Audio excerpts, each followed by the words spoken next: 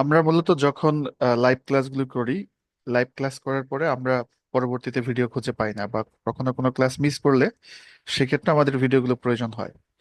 তো এক্ষেত্রে প্রতিটা ব্যাচেরই কিন্তু ফেসবুক গ্রুপ থাকে। যেমন আমি এখন একটি গ্রুপে রয়েছি, ব্যাচ নাম্বার হচ্ছে 504। আপনার হয়তো বা ভিন্ন ব্যাচ নাম্বার হবে, অবশ্যই আপনি আপনার ফেসবুক গ্রুপে আছেন।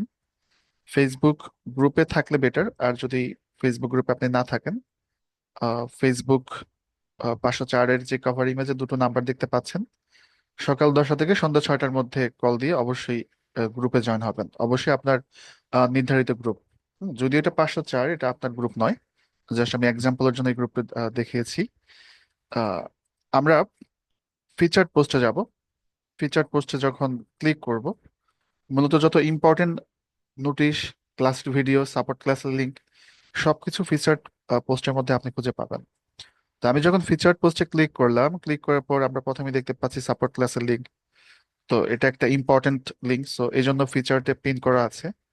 তারপর আমরা আবারও যখন স্ক্রোল করব, আমরা দেখতে পাচ্ছি ডিজিটাল মার্কেটিং এর যে প্রয়োজনীয় সফটওয়্যার আছে, সফটওয়্যারে কিন্তু একটা লিঙ্ক দেওয়া আছে। সো এই যে ক্লিক করলে সফটওয়্যার গুলো পাবেন। তারপরে যখন আমরা স্ক্রোল করব, আমরা পার্মানেন্ট যে ক্লাসে জয়েন করব সেই ক্লাসের লিংক, পাশাপাশি ক্লাসের ডে এবং টাইম এখানে উল্লেখ করা আছে। দেন আমরা আরো নিচে যখন স্ক্রোল করব, আরো কিছু ইনফরমেশন আমরা পাবো।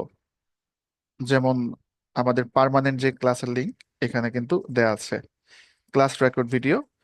তো ক্লাস রেকর্ড ভিডিও কিন্তু আপনি এখানে পেয়ে যাবেন, প্রতিটা ক্লাসের ভিডিও এখানে থাকবে। তো আমি এটা একটা এক্সাম্পল হিসেবে দেখালাম।